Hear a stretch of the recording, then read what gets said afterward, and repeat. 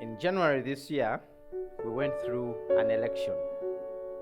Now, Uganda's elections are often marked by a constant presence of our political candidates who will do anything to get votes. During the campaign season, some of them, if not most, will transform into Jehovah's Witness or Mormon missionaries, visiting your homes, ever present. I don't know if you've been visited by those JW guys in their white shirts and black trousers, and they don't care. They will knock at any door. They are zealous for their missionary work. And during our elections, politicians often tend to surpass them in their zeal. Their presence, which at times seems impossible for the common people to enjoy, suddenly becomes a daily thing that we can't seem to get enough of. They have something they want, and the only way really to get it is to be present. But once the elections are over, the gate that was once open to the village people is suddenly guarded by the VIP protection unit of police, denying entrance to those people whom they freely welcomed before and coveted. Office secretaries suddenly become the most important people in ministries. I don't know if you've visited a big person. And their secretary is the only one who can grant access to power.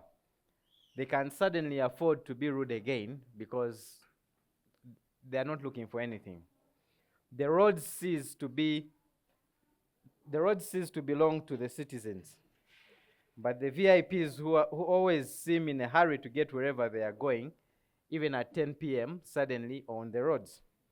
And if it's the president moving, you shouldn't even be on the road. You will be stopped for hours until he has passed.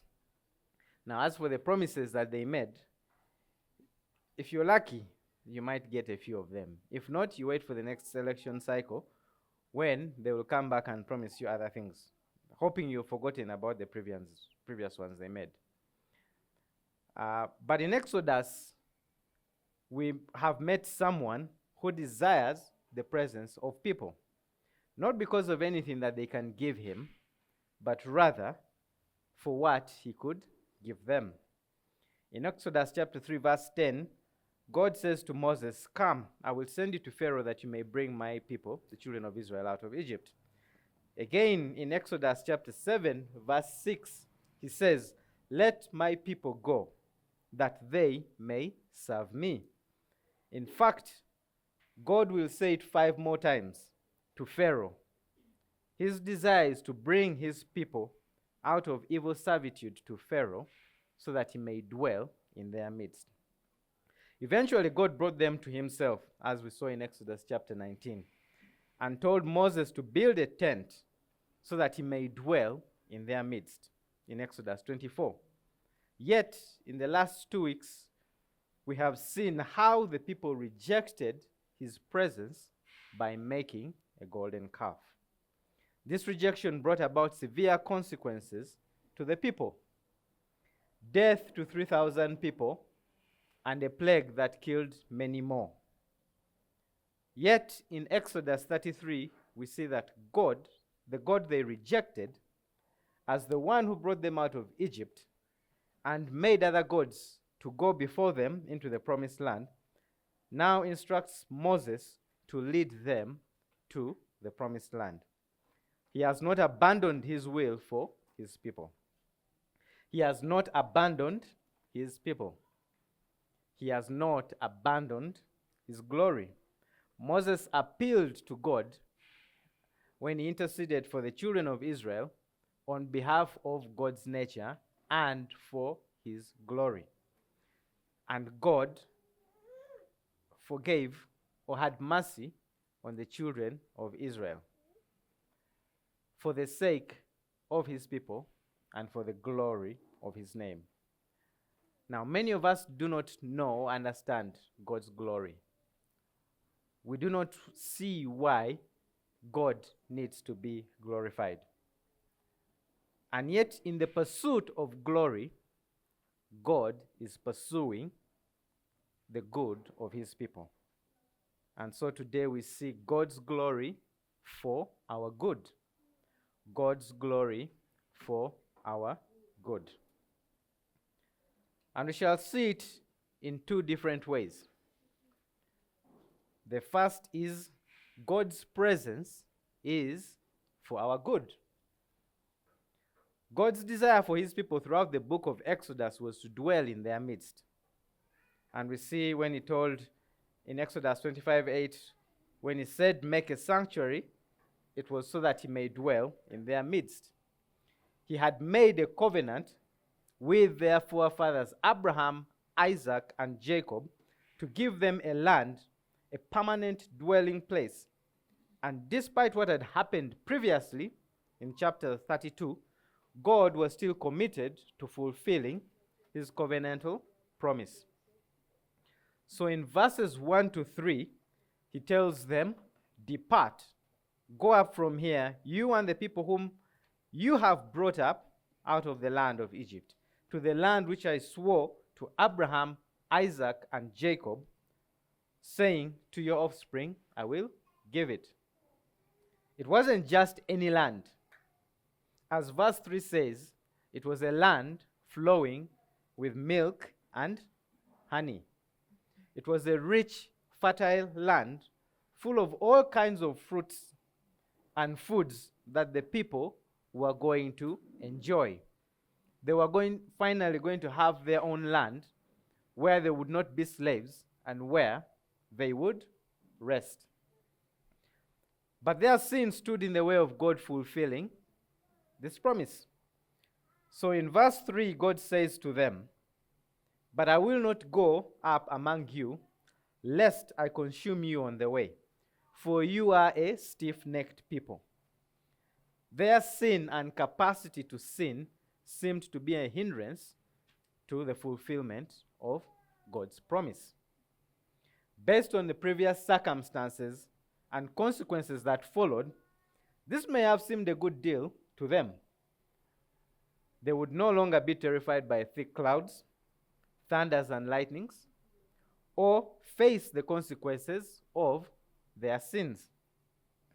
Yet, verse 4 says that when the people heard this disastrous word, they mourned, and no one put on his ornaments. Despite any fears they may have had, they were not willing to go up if God's presence did not go with them. So rather than rejoice, pick up their belongings and go, they stripped themselves of their gold and ornaments and mourned. They had lost the sweet communion with God, and the promised land did not look a wonderful prospect anymore without the presence of God going with them. God's presence was his visible manifestation and experience of who he was among his people. They saw this in the pillar of cloud that followed them by day and the pillar of fire that followed them by night. And we see his physical protection of them when they walked through the Red Sea, where the pillar stands between them and the children, so it stands between the children of Israel and the Egyptians, giving light to the children of Israel as they went, and darkness to the Egyptians as they pursued. The sweet communion with God was no longer with them. Verses 7 to 11 show us how far they had fallen and what they had forfeited when they made the golden calf. It says, now Moses used to take the tent and pitch it outside the camp, far off from the camp, and he called it the tent of meeting. And everyone who sought the Lord would go out to the tent of meeting, which was outside the camp. The God who desired to dwell in the midst of his people, who told Moses to construct a tent in the midst of his people, was now outside the camp. The very thing they longed for when they made the golden calf, a physical presence of a God, is the very thing that they had lost when they made the golden calf. They lost it because they tried to gain it the wrong way. So God disciplines his people with his distance. They stand afar off and watch as Moses goes in to commune with God in the tent of meeting. Now, this isn't the tabernacle because it has not yet been constructed. That will be constructed later on, or as we shall see towards the end of Exodus.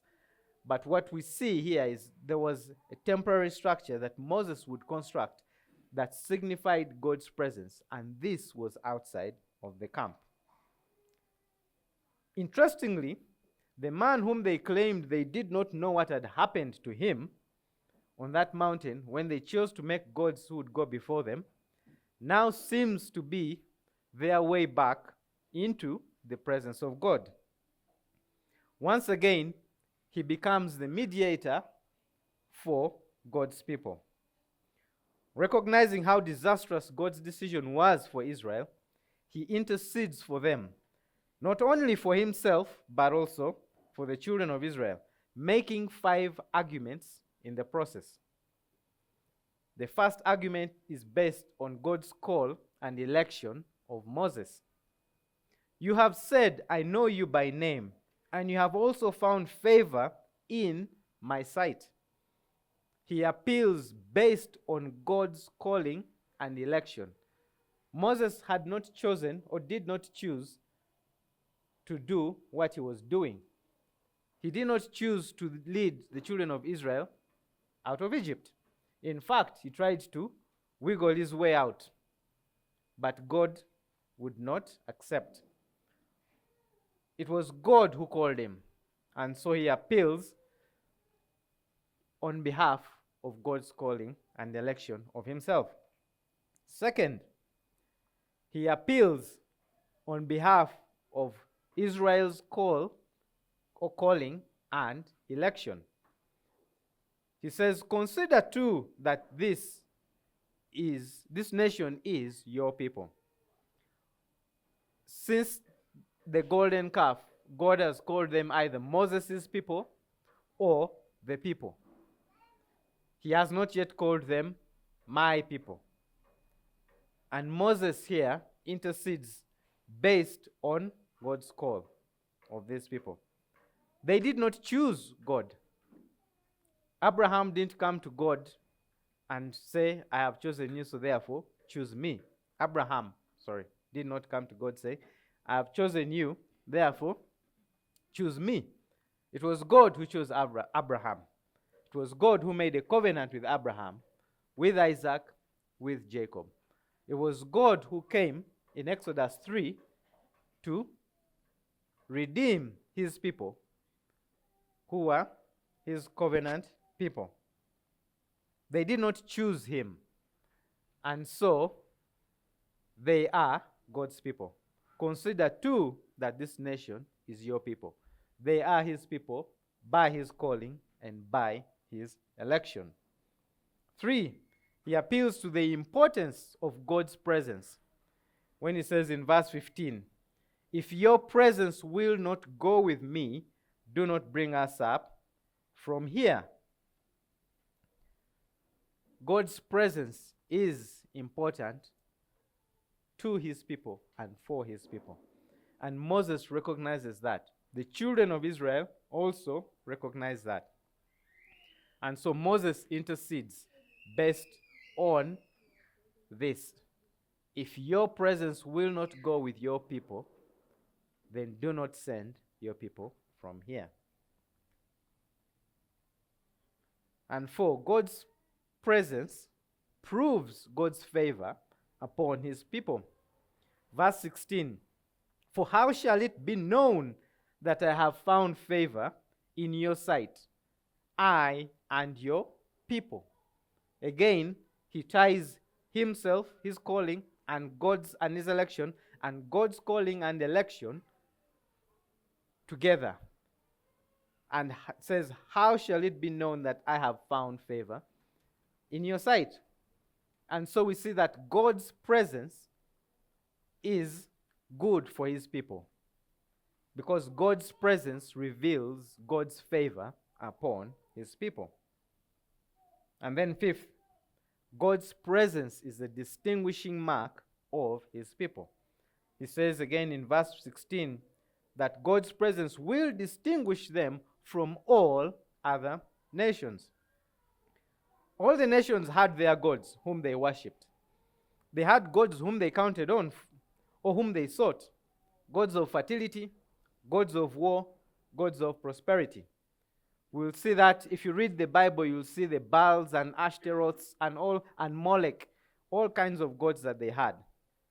So Israel wasn't distinct in the sense that it had a god, because all the nations around them had gods. They were distinct in that Yahweh was their God.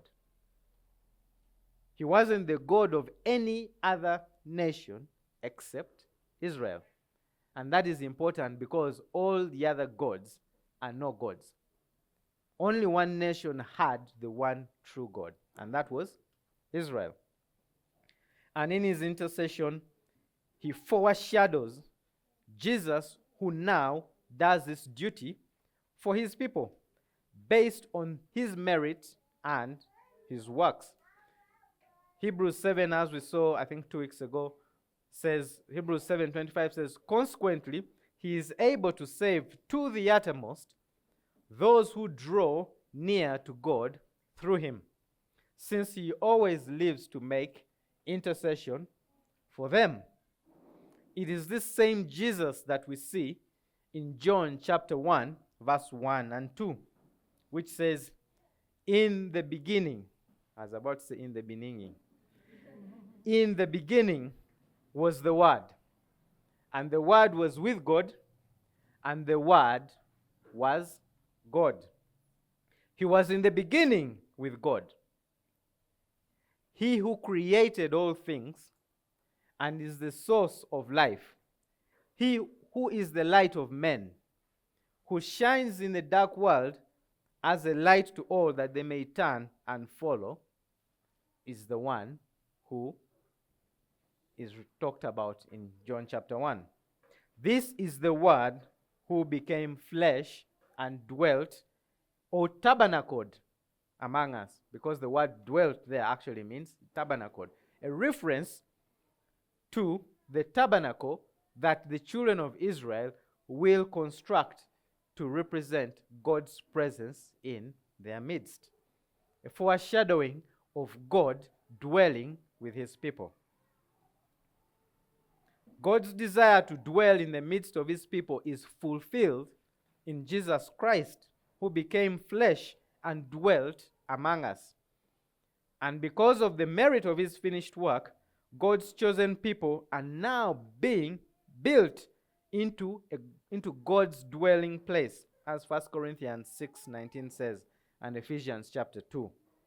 The triune God now dwells in his body, the church, which is being built up as his dwelling place. And all this points to God ultimately dwelling with his people, as we see in Revelation 21. Yet, John chapter 1 verse 10 says, he was in the world, and the world was made through him, yet the world did not know him. They did not desire his presence, and they still don't. They have missed his presence as they did. How much do you value God's presence?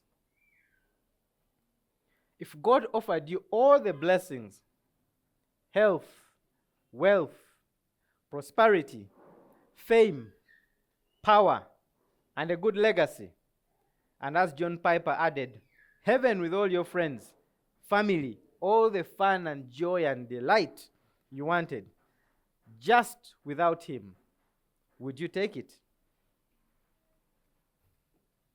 Would you take it? I know some of you are now thinking, yes, it's a sombering thought. Because there's a sinfulness in us that would say, yeah.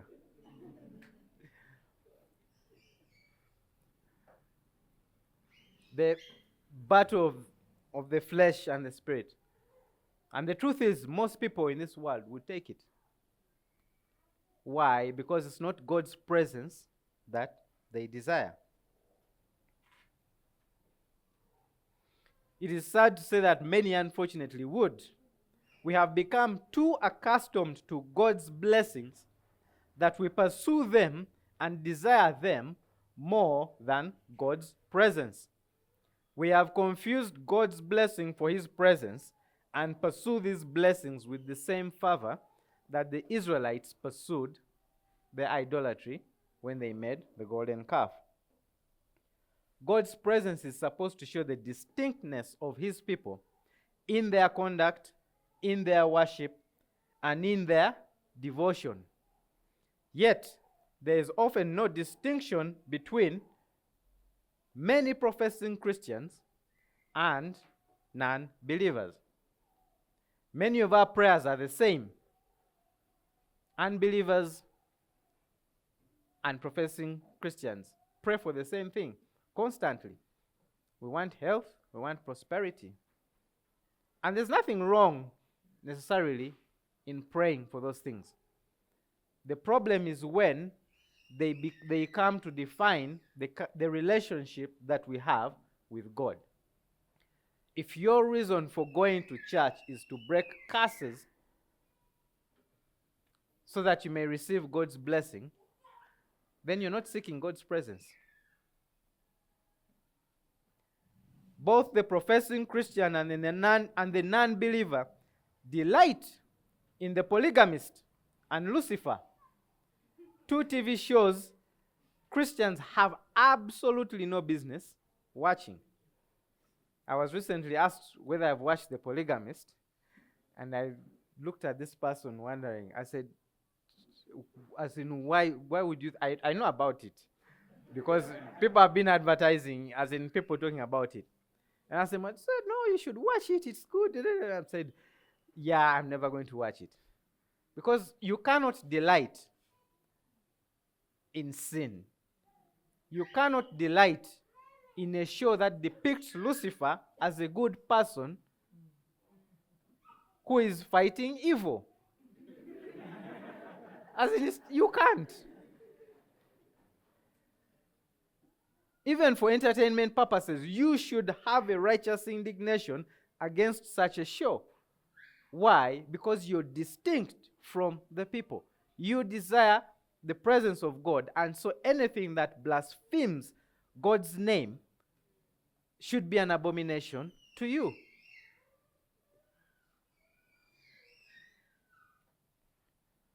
Both desire to have their best life now. So we both pray the same prayers. There is no distinction between many prayers of professing Christians and those of non-believers. Your prayers are consumed by the same things. Are you seeking God's presence? Are you broken that your sin often interferes with your communion with God? Or are you more concerned about that nice car? You want a husband, you want a house, you want those things. And unfortunately, many churches are thriving on a theology that promises people their best life now, offering quick and sure ways to God's blessing.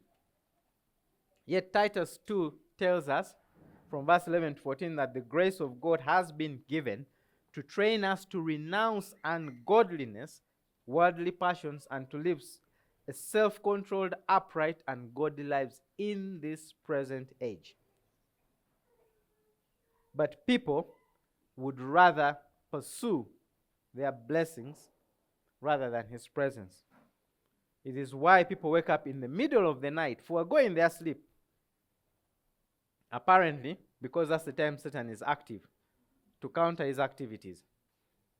It is why people spend time binding and loosing so that God's blessings may flow.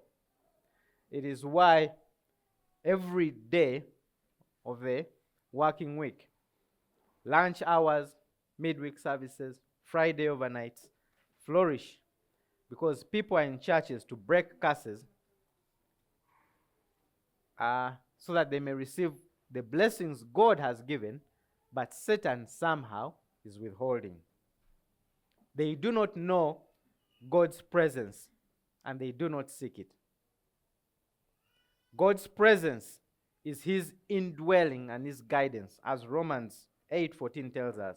For all who are led by the Spirit of God, they are the sons of God. And if you read that in its context, you'll actually see that the ones who are led by the Spirit of God are being led to put to death the deeds of the flesh. It is his care and provision for his people. It's his sanctifying work. It's his teaching. It's his comfort. It is the strength and grace to endure all hardships and temptations. It is the assured confidence of forgiveness through faith in his Son, even when we fall. It is the assurance that we are seated in heavenly places at the right hand of the Father, and no demon can steal our prayers. It is his word that comforts us, rebukes us, corrects us, and guides us. It is Jesus Christ who forever intercedes for his people, who indwells his people. And so the greatest enjoyment and comfort we can have is the assurance of God's presence, his concern, his love, his favor, and resting in that no matter the circumstances. It is us resting in his goodness, resolving that it is not worth having all the joys and comforts of this life without the presence of God. It is being able to say with Solomon in Proverbs 15:16, better is a little with the fear of the Lord than great treasure and trouble with it. And so God gave and continues to give his people his presence despite their sin. And he promises never to leave nor forsake them, because his presence is good for them, because it reveals his goodness and his glory. And that's our second point. God's glory is for our good, which is also our sermon title. Many people, including many professing Christians, associate or think God is like a megalomaniac. That's really a big word referring to someone who is an individual obsessed with power and control, who possesses delusions of their own extreme importance, wealth, or ability. So to many people, God is like Donald Trump. Or someone here said, or to the man who has made basements famous. Because their craving for power, fame, consumes them. Oprah famously said that she cannot worship a God who is jealous of her. Yeah, because of her wealth. While many have said they cannot worship a God who needs their worship for glory. Unfortunately, they fail to see what Moses and even the children of Israel came to understand. In chapter 32, when God told Moses that he was going to destroy Israel, Moses interceded for them, saying, why should the Egyptians say, with evil intent did he bring them out, to kill them in the mountains, and to consume them from the face of the earth? Turn from your burning anger and relent from this disaster against your people. Moses makes this request in view of God's glory. And in our text today, Moses asks another question. For how shall it be known that I have found favor in your sight, I and your people? Is it not in your going with us, so that we are distinct, I and your people, from every other people on the face of the earth? Both questions are looking at the reactions of other nations towards Israel and how they will view God, and of course, indirectly, his people, as a result of his presence with his people. He brought them out of Egypt with a mighty hand, and all the nations would look upon them with fear as distinctly belonging to Yahweh, their God. So he ties both God's presence with God's glory and his favor upon his people. So showing that God's glory is actually good for his people. 5 times in this chapter he mentions favor or grace. In each case, it concerns God. Either Moses reminding God of his promise of favor upon him and his people, or God promising favor upon Moses and his people. And it culminates in Moses making this request to God in verse 18. Please show me your glory. Many of you grew up singing that song. Show me your glory. Then you'd cry. And in those moments, like, and if you don't cry, you feel like, I wasn't there. And we often related God's glory to the tingly feeling you'd feel, that warmth when you're praying and your hairs stand up and the goosebumps. You're like, I feel God.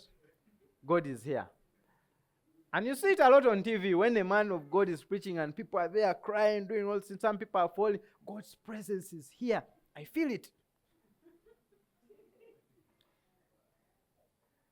But is that what God's presence and his favor and his goodness and his glory are? The weight of God came and I felt the weight of his glory and I could not stand up. Really? God's glory refers to his greatness, majesty, splendor, and beauty. I am sorry, I don't know how to help Abba with explaining those words. His father is here. That's the wonderful thing. You'll explain them to him. But it is his unsurpassed greatness and goodness that produce in the beholder a sense of overwhelming pleasure and delight. Do you feel a sense of overwhelming pleasure and delight in God? This is what his glory refers to. This is what his glory is supposed to do for his people. Because it's by doing this that we are turned from our idol worship. All sin really is because we think we will derive more pleasure and sweetness from that which we do than from God. And the more you delight in God, the more you will turn from your sin. And that is what God's glory is meant to bring up in his people. And God agrees to do this and tells Moses in verse 19, I will make my goodness pass before you and will proclaim before you my name, the Lord. And I will be gracious to whom I will be gracious, and I will show mercy on whom I will show mercy. God's goodness, mercy, and graciousness all serve to reveal God's glory. But his goodness, mercy, and graciousness are things that God bestows upon us. It's not that God is good to himself, that he is merciful to himself, or that he is gracious to himself. It's to us that he is good, gracious, and merciful too. His goodness refers to his infinite or unlimited willing of good for his people. And his mercy refers to his undeserved kindness and compassion towards his people, often manifested in his saving, forgiving, guiding, and favoring them. All these serve to reveal his glory, his beauty, his majesty, and his splendor. I will be gracious to whom I will be gracious. God had already been gracious to Moses and the children of Israel, and he continued to be gracious. They did not deserve to be redeemed. They had even after that, they rebelled, murmured, and complained against God. Yet he continues to protect them, and despite their rejection, he remains faithful to his covenant promise to take them to the promised land, the covenant he made with their forefathers. He remains gracious to them for their good. And I will show mercy on whom I will show mercy. God has also been merciful to them. All they had done so far deserved his wrath. Yet they are still alive and are about to embark on a journey to go to the promised land. In the wilderness of sin, they rebelled against Moses and Aaron. At Rephidim, they threatened to stone Moses, asking whether the Lord was among them. They are still looking for a presence of God. They have the pillar of cloud and the pillar of fire, and yet they continue to ask whether God is among them. And now they had made a golden calf. They deserved to die, yet God had mercy on them. Yet even in revealing his glory to his chosen people, and in this case to Moses, God's goodness and mercy still shines so ever brighter. His goodness is revealed in him not desiring to destroy Moses and his people. So while Moses will see his glory, he will not see his face. Because if he does, he will die. Verse 11 says that God spoke to Moses face to face as a man speaks to a friend. Yet in verse 20 it says, "You cannot see my face, for man shall not see me and live." This is not a contradiction. Verse 11 is referring to the closeness and intimacy of communion between God and Moses. It was so close and sweet as though a man was talking to his friend face to face. The same way Joseph talks to his wife, the same way he talks to many of us, the same way I talk to Dennis and all of you, the same way we interact. That closeness and communion is what it's referring to. But verse 20 presents a reality that no one can see the face of God and live. No one in the congregation of Israel could see the face of God and live. But 2,000 years ago, a man walked this earth for 33 years, and his face was seen by many. And as we saw earlier, this man was Jesus Christ, and this man was God, who became flesh and dwelt among us. Verse 14 of John chapter 1 says, "We have seen his glory, the glory as of the only Son from the Father, full of grace and truth."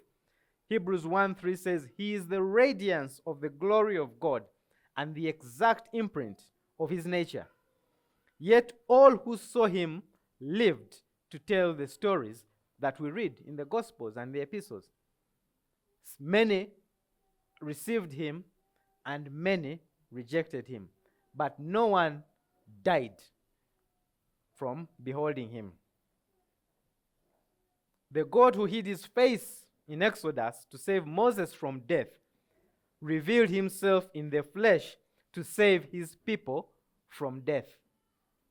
What previously could kill them and was graciously kept from them is now graciously revealed in Jesus Christ by grace for the salvation of his people. Verse 18 says, "No one has ever seen God. God, the only Son, who is at the Father's side, he has made him known." And John chapter 17, verse 3 says, "And this is eternal life, that they know you, the only true God, and Jesus Christ, whom you have sent. God the Son came in his beauty and splendor, full of God's unmerited favor and truth, to reveal the Father. God's glory, which is his goodness, mercy, and his grace, and his presence with his people, all serve to reveal to us the triune God, so that in us God may produce overwhelming desire and passion for him, that we may turn from our idolatry to worship him who is working for our good. Do you delight? Not that delight. Do you delight in the triune God? Have you found overwhelming pleasure in him? Or is your pleasure tied to God's blessing? Can you sing, as we sang earlier, I have seen my Father's glory revealed in Jesus Christ, and the more I behold him, the more he satisfies. When I gaze upon his beauty, when I see him as I should, then my eyes are lifted upward for his glory and my good. Do you see his beauty? Do you see him as you should? We all probably don't. And it's probably something that we ought to pray for. But we ought to be growing in this. Does it satisfy you the more you behold him? Do you seek his satisfaction? Nothing in all creation can satisfy, because it was never meant to. Only God can satisfy, and all the goodness that God has given us is to reveal to us his goodness and his glory, so that we may worship him and him alone. God's glory is for our good because he always seeks our good. We do not glorify God only in the good times, but also in the tough and difficult moments of our lives, because God's goodness is present with us in all situations. God's goodness is always with us because God's presence is with his people. Hebrews 13 verse 5 says, keep your life free from the love of money and be content with what you have. For he said, I will never leave you nor forsake you. And so we can confidently say, in all situations, and we know that for those who love God, all things work together for good, for those who are called according to his purposes. That's Romans 8:28. We quote it all the time, usually to others when they are in trouble, and we don't want to hear it when we're in trouble. But we know this because we know all things work for our good, because we know God's presence is with us, and his goodness, mercy, and grace are forever with us. Do you delight in God? Do you see his glory as for your good? Do you seek to find satisfaction in him? Are you like the children of Israel, despite their sin and idolatry, who recognize the fact that the promised land was not worth going to without God? So when God shows us his glory, it is for our good. When he acts on our behalf for his glory, it is for our good.